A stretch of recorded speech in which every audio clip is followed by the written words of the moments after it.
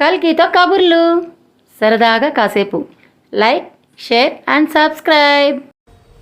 ఈరోజు మీకు ఒక పురాతనమైన శివాలయం చూపిస్తాను. అది ఎక్కడుందో చెప్తాను, చూడండి ఒకసారి. కంప్లీట్గా ఈ వీడియో చూడండి లాస్ట్ వరకు కూడా.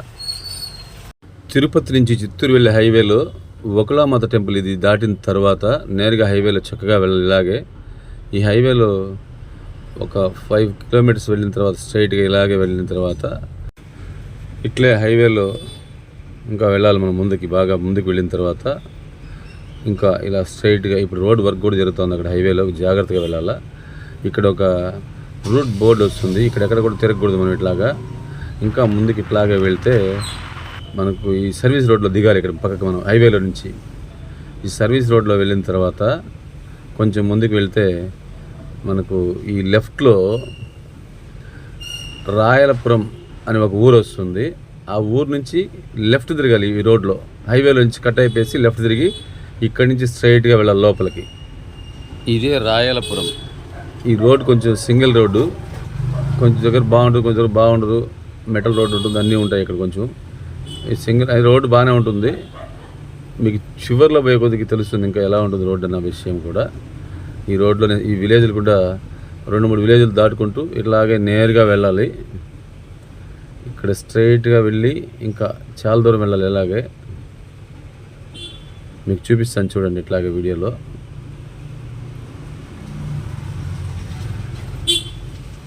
ఎక్కడైనా మనకేమైనా డౌట్ అయినా మనం వస్తే కన్ఫ్యూజ్ అయితే ఇక్కడ ఎవరిని అడగచ్చు కూడా, ఎక్కడొస్తుంది ఇది అని చెప్పేసి కూడా. మేము ఇట్లా వెళ్ళి చూసుకుంటూ వెళ్తూనే ఉన్నాము. ఇంక ఎదురుగా చూడడానికి చుట్టుపక్కల పంట పొలాలు అవన్నీ కూడా బాగున్నాయి. రోడ్డు కూడా సింగిల్ రోడ్ అయినా కూడా రోడ్డు బాగుంది.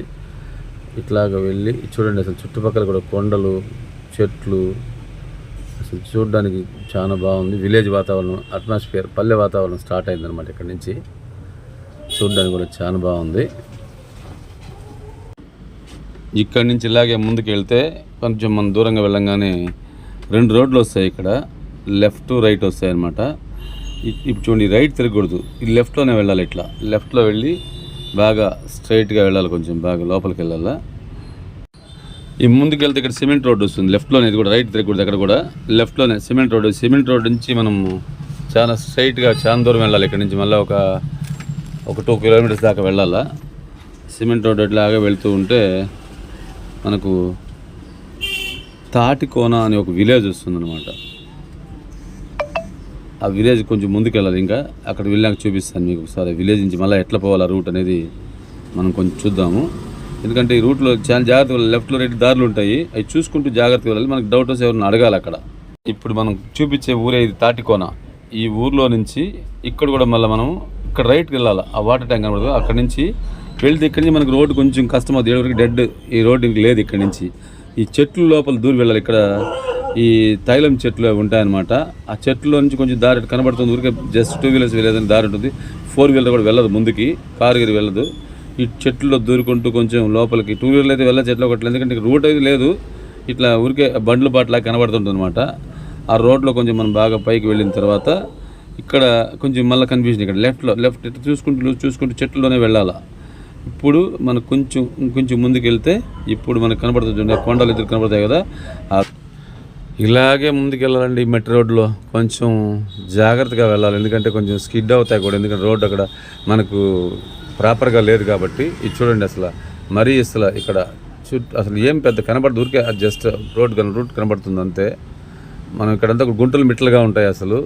ఇంకా వర్షాకాలం చాలా ఇబ్బందిగా ఉంటుంది, ఎందుకంటే మట్టి రోడ్డు అది. ఇప్పుడు మేము పోయింది ఎండలు కాబట్టి, బాగా ఎండగా ఉంది కాబట్టి బాగా రోడ్డు ఏమి ఇబ్బంది లేకుండా క్లియర్గా ముందుకు వెళ్ళిపోగలిగినాము. ఇట్లాగా ముందుకు బాగా వెళ్తూ ఉంటే మనకు ఇంకొంచెం జస్ట్ మనం వచ్చేసాం దగ్గరికి, పాయింట్ దగ్గరికి వచ్చేసాం యాక్చువల్గా కూడా. ఈ కొండలు అవన్నీ కూడా చుట్టుపక్కల చాలా బాగుంటాయండి, అది చూడడానికి కూడా గ్రీనరీగా ఉంటుంది. కాకపోతే ఇక్కడ లోపలికి వెళ్తే ఇంకా ఫుడ్ గిడ్డ ఏం దొరకదు మనకు. వాటర్ కూడా మనం తీసుకెళ్ళాలి. ఇప్పుడు బండి పార్క్ చేసేటువంటి ఒక బండి ఇక్కడే లాస్ట్. ఇది ఇక్కడే మనం వెహికల్ పార్క్ చేయాలి. బండి పార్క్ చేసినాక ఇట్లా డౌన్ అయితే ఇక్కడ ఒక చిన్న టెంపుల్ ఉంది. ఈ టెంపుల్ దగ్గర నుంచి మనం ఇప్పుడు చూపిస్తున్న కొండ, ఈ కొండకి ఇక్కడే మెట్లు ఉండవండి. అది పైన శివాలయం మనకు. అదే ఈ మెట్లు ఏముండదు, అట్లే ట్రెక్కింగ్ లాగా వెళ్ళాలా, నడుచుకుంటూ వెళ్ళాల్సిందే. ఇది మనకు అక్కడ దగ్గరలో చెంచుకోన క్షేత్రం అనేది ఇదే అనమాట.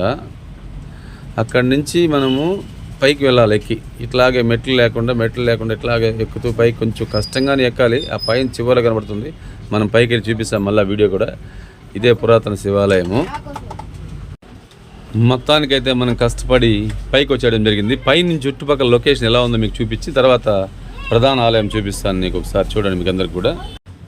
కాకపోతే మేము వెళ్ళినప్పుడు ఇక్కడ బాగా ఎండ ఎక్కువ. అసలు ఇక్కడికి వెళ్ళాలంటే కొంచెం మార్నింగ్ ఎర్లీ అవర్స్ వెళ్ళాలి. మేము వెళ్ళినప్పుడు 12 అయింది. అసలు చాలా ఎండ విపరీతంగా ఉంది. పైన అసలు ఏం నీడ ఉండదు, మొత్తం అసలు బండ చెక్కేసినట్టుగా ఉంటుందన్నమాట. చూడండి అసలు ఇప్పుడు మనం వచ్చిన దారి అదే, కింద నుంచి దిగి ఆ టెంపుల్ చూపిస్తాం. అక్కడి నుంచి మనం పైకి ఎక్కాం. ఇట్లంతా ఈ రూట్ అంతా ఎక్కుతూ ఇట్లా ఈ దారిలోనే వచ్చాం పైకి. ఇంకా వేరే దారి లేదు, అక్కడ మెట్లు కూడా లేవు మీకు. అందుకని చుట్టూ కూడా ఎట్లా ఉంటుందో చూపిస్తాను ఒకసారి. అట్మాస్ఫియర్ ఎలా ఉంటుందో చూడండి ఒకసారి. చాలా బాగుంటుంది. కాకపోతే ఎర్లీ అవర్స్ రావాలి. ఇంత ఎండలో వస్తే ఏంటంటే పిల్లల్ని తీసుకొచ్చిన ఎవరైనా పెద్దవాళ్ళు వచ్చిన ఇబ్బంది పడతారు. ఇప్పుడు ఇదే చుట్టుపక్కల చూపిస్తాను ఒకసారి ఎట్లా ఉంటుంది లొకేషన్ అన్న విషయం మీకు తెలియాలి కాబట్టి చూపిస్తున్నాం. ఒకసారి చూడండి బాగా. ఇది అయిపోయిన తర్వాత మనం కొంచెం ముందుకెళ్తే పైకి వెళ్తే దగ్గరికి వెళ్తే ప్రధాన ఆలయం కనబడుతుంది, అది కూడా చూపిస్తాము ఒకసారి. ఆ లోపల మీకు ఒకసారి ఈ కొండలు, ఆ చెట్లు, ఆ చుట్టుపక్కల అసలు ఎలా ఉంటుందో అని తెలియపరచడం కోసమే ఇవన్నీ కూడా తీస్తున్నాం అనమాట. చూడండి చాలా బాగుంటుంది వాతావరణం అయితే. టెంపుల్ అయితే బాగుంటుంది. కాకపోతే వెళ్ళేవాళ్ళు వాటర్ బాటిల్స్ అవన్నీ తీసుకెళ్ళాలి, ఎందుకంటే అక్కడ ఏం దొరకవు.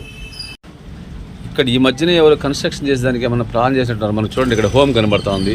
విశ్వ హిందూ పరిషత్ వాళ్ళు ఏమన్నా చేశారేమన్నా. చుట్టుపక్కల ఇట్లా పిల్లర్స్ వేస్తున్నారు. ఇంకా రెడీ అయితే ఈ పిల్లర్ లోపల కూడా చిన్న పైప్ లాగా పెట్టున్నారు అనమాట. ఏమైనా ఇక్కడ కన్స్ట్రక్షన్ చేస్తారో ఏమన్నా తెలియదు. అక్కడ ఎవరు లేరు అడిగేదానికి కూడా. అసలు చూడండి అసలు ఈ రాక్ ఎలా ఉన్నాయి, రాళ్ళు. పైకి వెళ్తే పైన కూడా ఇలాగ చదరంగా ఉంది. అసలు మొత్తం కూడా ఏదో చెక్కినట్టుగా చదరంగా ఉంది పైన. పైకి వెళ్ళిన తర్వాత కొండపైన ఇలా చదరంగా ఉంది. ఇప్పుడు ఈ చుట్టూ కూడా చూడండి అక్కడక్కడ పిల్లర్స్ కనబడుతున్నాయి. ఆ పిల్లర్స్ అంతా కూడా నాటున్నారు. మరి ఏమైనా తొందరలో కన్స్ట్రక్షన్ ఏమైనా చేస్తారేమో తెలియదు. సో ఇప్పుడు మీకు ప్రధాన ఆలయం చూపిస్తాను చూడండి ఒకసారి. ఇప్పుడు ఇదే ప్రధాన ఆలయం. బయట నంది వాహనము, అలాగే గర్భగుడి లోపలికి వెళ్తే కూడా ఇక్కడ ఎవరు లేరు అసలు. చూస్తే ఎవరెవరన్నా ఉంటే మాట్లాడదామంటే, పురాతన చరిత్ర గురించి మాట్లాడదామంటే ఎవరు లేరు ఇక్కడ. ఇదే ఈశ్వరుడు పురాతన ఆలయం, ఈశ్వరుడు. పైన అసలు దీనికి క్యాప్ కూడా లేదండి. ఎండ డైరెక్ట్గా పడుతుంది అట్లాగే. పైన అసలు మూత కూడా లేదు. ఆ కన్స్ట్రక్షనే అట్లుంది అది. మరి ఎందుకు అట్లా చేశారో మనకు తెలియదు. సో ఇదే ప్రధాన ఆలయము. ఈ శివాలయం చూడాలంటే మనకు అదృష్టం ఉండాలండి నిజంగానే. కాబట్టి మీరు అందరూ కూడా ఈ శివాలయం దర్శించండి, శివుని ఆశీస్సులు పొందండి, శివుని కృపా కటాక్షాలకు పాత్రలు కావాల్సిందిగా ప్రతి ఒక్కరిని కోరుచున్నాను. ఈ శివాలయం నిజంగానే ఒక అద్భుతము. అసలు ఇట్లాంటిది నేను ఎక్కడ చూడలేదండి. పైన ఇట్లా డైరెక్ట్గా సన్ రైజ్ పడేది. మీరందరూ కూడా చూసి తరించండి. మీకు ఈ వీడియో కనుక నచ్చినట్లయితే మా ఛానల్ని, కల్కితో కబుర్లు ఛానల్ని లైక్ చేయండి, షేర్ చేయండి, సబ్స్క్రైబ్ చేయండి. ఓం నమః శివాయ, ఓం నమః శివాయ, ఓం నమః శివాయ.